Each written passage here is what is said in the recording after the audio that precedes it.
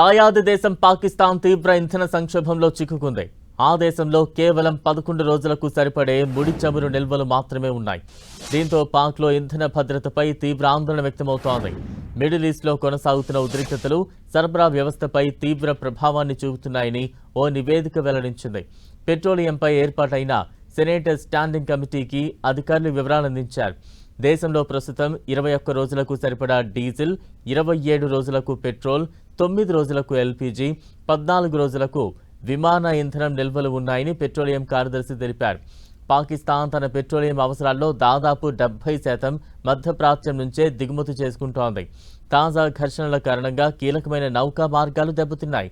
ఎర్ర సముద్రం మీదుగా సరుకు రవాణాకు గతంలో 4 నుంచి 5 రోజులు పట్టగా ఇప్పుడు 12 రోజులు పడుతోంది.